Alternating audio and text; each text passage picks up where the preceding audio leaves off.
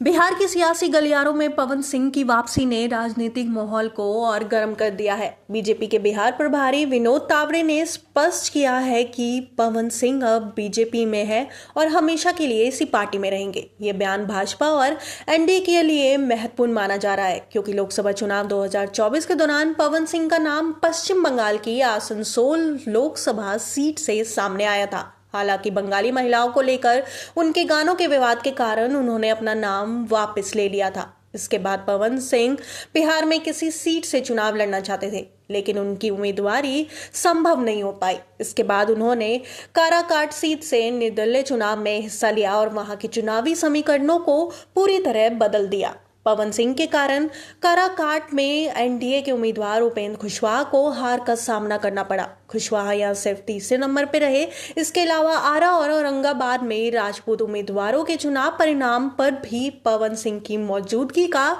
असर दिखा। लोकसभा चुनाव हारने के बाद उपेंद्र कुशवाहा राज्यसभा के जरिए दिल्ली तो पहुंचे, लेकिन उन्हें मोदी सरकार में जगह नहीं मिली। उनकी खींच अक्सर सामने आती रही। अब जब पवन सिंह बीजेपी में वापस आ गए हैं तो एनडीए को बिहार में एक स्टार प्रचारक मिलने का लाभ मिलेगा। उनका करिश्मा न केवल शाहबाद इलाके में बल्कि पूरे राज्य में बीजेपी और एनडीए के पक्ष में प्रभाव डाल सकता है। राजपूत नेताओं और वोटरों की नाराजगी भी पवन सिंह की वापसी से कम हो सकती है।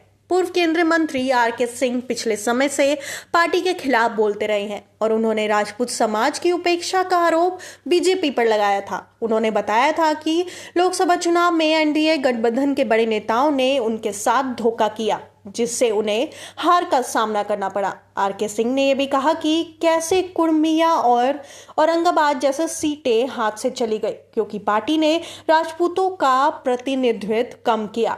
इसी तरह सारण से बीजेपी सांसद राजीव प्रताप रूडी की नाराजगी की खबरें भी सामने आई थी। उन्होंने हाल ही में दिल्ली के कॉन्स्टिट्यूशन क्लब में कांग्रेस सांसद राहुल गांधी से मुलाकात की, जबकि उन्होंने बीजेपी के पूर्व सांसद संजीव बालियान को हराया था। बिहार में राजपूत वोटों की ताकत भी बीजेपी के लिए महत्वपूर्ण है। राज्य में राजपूतों की आबादी लगभग 3.45% है। हालांकि ब्राह्मणों की संख्या राजपूतों से ज्यादा है, लेकिन राजनीतिक भागीदारी में राजपूतों का प्रभाव काफी मजबूत है। बिहार में राजपूत पॉलिटिक्स हमेशा से अपर कास्ट में सबसे प्रभावशाली रही है। 2020 के विधानसभा चुनाव में बीजेपी ने 21 राजपूतों को टिकट दिया, जिसमें से 15 विजय रहे। जेडीयू के 7 राजपूत में से केवल 2 जीत सके। वीआईपी के 2 राजपूत उम्मीदवार भी विधानसभा पहुंचे, जिन्होंने बाद में बीजेपी ज्वाइन कर लिया। इस तरह 29 एनडीए सीटों में से 19 राजपूत विधायक बीजेपी के पक्ष में रहे,